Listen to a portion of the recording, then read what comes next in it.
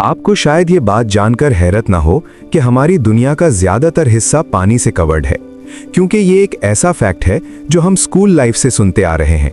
लेकिन आज हम दुनिया के 4 ओशंस नहीं बल्कि सिर्फ एक ओशन की बात करेंगे और उसकी मैसिवनेस देखकर आप यकीनन हैरान रह जाएंगे। मैथ टीवी की वीडियोस में एक बार फिर से खुशामदीद। नाजरीन, वैसे तो तमाम कॉन्टिनेंट्स को चारों तरफ से घेर कर रखने वाला सिर्फ एक ही ओशन है, लेकिन हमने अपनी आसानी के लिए इनको अलग अलग नाम दे रखे हैं। ये ओशन 4 अलग अलग रीजन्स में डिवाइडेड है: अटलांटिक, इंडियन, आर्कटिक और पैसिफिक ओशन। हम बाकी 3 ओशंस को हटाकर सिर्फ इस ओशन की बात करने जा रहे हैं जिसको पैसिफिक ओशन कहा जाता है। पैसिफिक अकेला ही इतना बड़ा है कि अगर पेरू और चिली के दरमियान ओशन के बॉटम तक जाकर एक सुराख किया जाए और उस सुराख को आर पार करके सीधा अर्थ के ऑपोजिट साइड से निकाला जाए, तो आपको ये बात जानकर हैरत होगी कि इतना सब कुछ करने के बावजूद भी आप वियतनाम और ताइवान के करीब पैसिफिक ओशन से ही निकलेंगे। अर्थ के किसी भी एक स्पॉट के ठीक ऑपोजिट साइड वाले स्पॉट को एंटीपोड कहा जाता है। पैसिफिक ओशन इतना बड़ा है कि इसके खुद के कई एंटीपोड्स मौजूद हैं। हमारी अर्थ का पूरा एक गोल चक्कर यानी अर्थ का सरकमफेरेंस 40,000 किलोमीटर बनता है। यानी अगर किसी एक पॉइंट से हवाई जहाज फ्लाई करे तो पूरे 40,000 किलोमीटर का डिस्टेंस कवर करने के बाद जहाज वापस उसी जगह पहुंच जाएगा जहां से उसने टेक ऑफ किया था।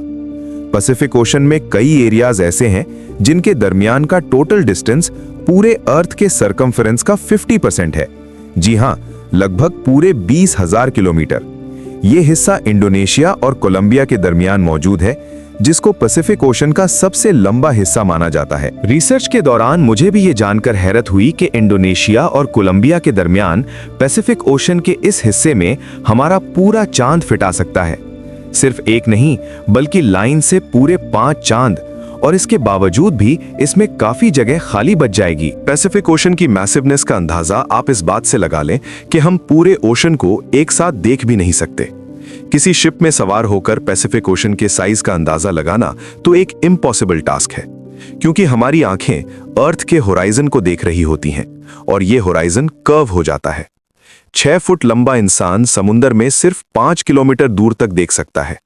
अगर हवाई जहाज में माउंट एवरेस्ट जितनी ऊंचाई से भी देखा जाए तो हमें पैसिफिक ओशन सिर्फ 370 किलोमीटर दूर तक ही नजर आ सकेगा। पैसिफिक ओशन को हम 4000 किलोमीटर दूर आसमान में गर्दिश करते इंटरनेशनल स्पेस स्टेशन यानी ISS से भी एक साथ नहीं देख सकते। गूगल अर्थ पर अगर हम 63,000 किलोमीटर दूर जाएं तो इस पॉइंट पर जाकर हमें 95% पैसिफिक ओशन नजर आता है, जबकि सिर्फ 5% हमें जमीन का दिखता है। नंबर्स की बात की जाए तो Pacific ocean 16.5 crore square kilometre के एरिया पर फैला हुआ है।